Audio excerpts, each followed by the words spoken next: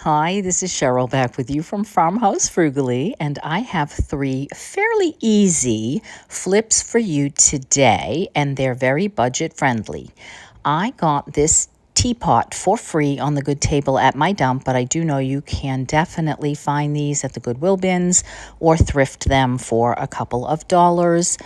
Maybe even find them at a yard sale. It doesn't have a marking on it. It's not ironstone.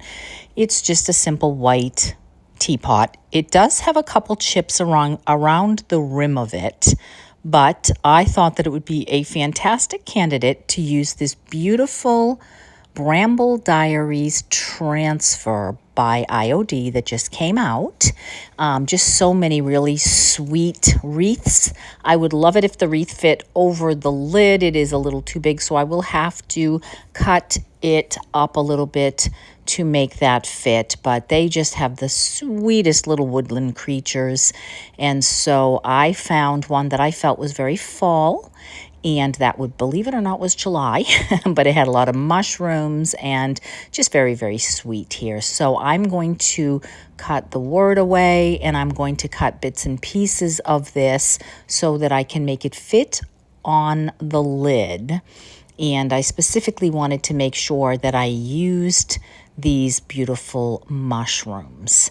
And so I am just going to go ahead, cut that out, and adhere these right onto this porcelain. Now, I did clean it with alcohol. That just, made sure it was good and clean in the event that it would have had any kind of grease. It looked clean to me, but just to make sure that it was good and clean. And I'm just laying this here and there using the stick that is provided with the transfer, and it comes really so easy. It comes off so easy on porcelain. So I thought this was a very sweet little design to add a little pop of fall and a little bit of color to a very simple white piece. I do collect white ironstone. I would not do this to an antique or a vintage piece of ironstone personally, but when you find these pieces that are pretty easy to come by, a plate, a gravy boat, whatever you have in your stash, a little teacup and saucer.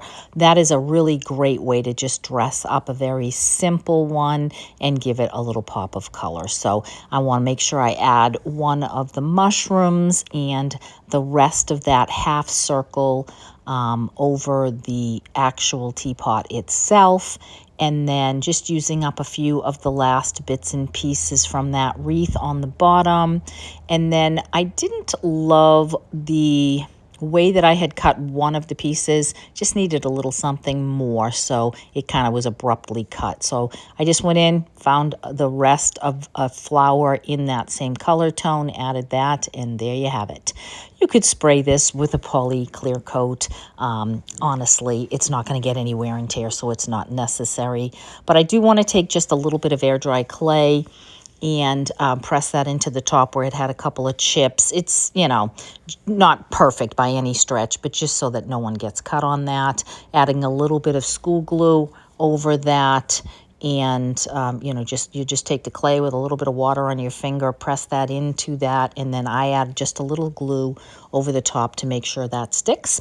And that was that. Here it is, such a sweet, simple, easy, inexpensive home decor piece to add just a little pop of color. Now, this obviously could be spring or summer if you wanted it to as well, so it isn't fall exclusively, which is nice if you want to switch up your home decor. Next, I have a very simple grapevine wreath. I have some grapevines in my yard and in my neighborhood, so those are easy to come by. Just when they're pliable, form them into a circle, add some wire, and let that, or you can wet them if they're not pliable. You can put them in a bucket of water until they are pliable and just force that into the shape and size wreath that you want, and that is much less expensive than having to go out and buy them. And then when I was at Hobby Lobby at the end of the season last fall, they had a bunch of florals, very cheap. I believe an entire pick was 90 cents, if I remember correctly. And so I got a bunch of these little yellow pom-pom looking flowers and some little orange toned pom-poms. And then I already had in my stash from, I'm not sure where, maybe Temu from years ago, a few pretty daisy, yellow and orangey daisy toned flowers here. So I am just going to clip off a few of each, and I'm going to literally stick them right into the wire that I already have on this wreath, because there's no glue needed, and that way if I decide I want to use the wreath base again, I can. And then if I am going to glue anything on, that hot, either a hairdryer or a heat gun will take the glue off. And then once I have those on there, I'm just going to take a piece of gold ribbon I have in my stash. They don't make pretty bows when they're only one-sided, so that way I like to just cut the tails and then just make a loop and press that down and then dress that up.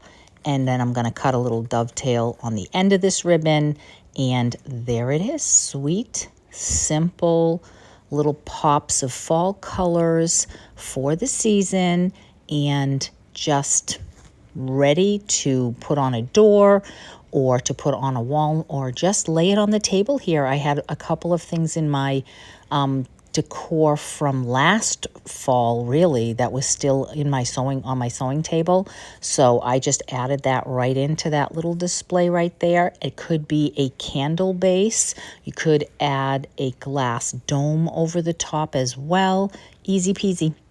And then these my husband picked up. He was at Lowe's. He thought they were adorable. They look like little pallets. They're already shiny with a finish on them, so you could go ahead and use them, but and they come with little padded feet, but I wanted to give them a pop of green, and I had this Acacia silk paint in my stash, so I am going to go ahead and I'm going to paint each one of these with 2 coats.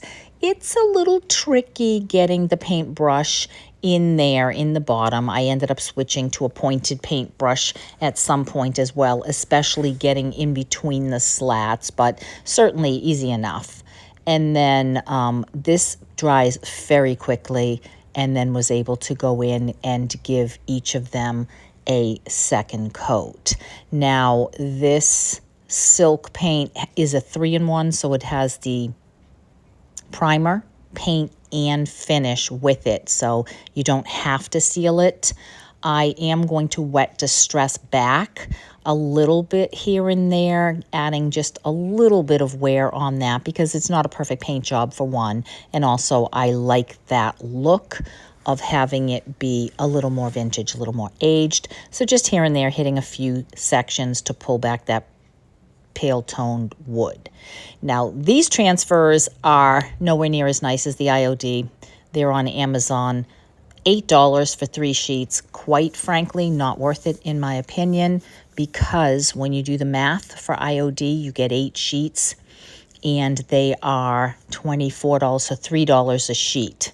So pretty much the same. And these are shiny and they are very difficult to adhere. They definitely are not the same quality as IOD, so I have to highly recommend IOD in the place of these, but I had stuck them in my Amazon cart and my husband purchased something on Amazon, so they showed up.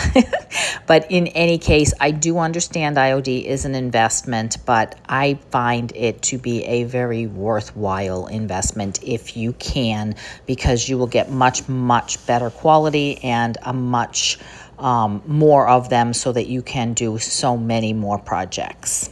Once I get them on, I did just take my fingernail, and just slice them so that the little palette spaces would will still show, and then put those little felt feet on the bottom of these. And I am just going to put all 4 together with similar transfers to be used as coasters. And because of that, I took them out and sprayed them with that 2x clear coat by Rust-Oleum, and that takes the shine away if you use the matte one, which is a much nicer finish in my opinion. I just don't really love the shiny. But here they are. I bundled them up with a little bit of rope ribbon, and they are good to go. I will actually pop them in my yard sale I have coming up and probably sell them. But for now, they are here on my living room table. And that is it. 3 very simple, very inexpensive fall home decor flips for you. Make sure you hit like, hype, share, all the things, and I will see you soon. I have 2 more coming, so take care.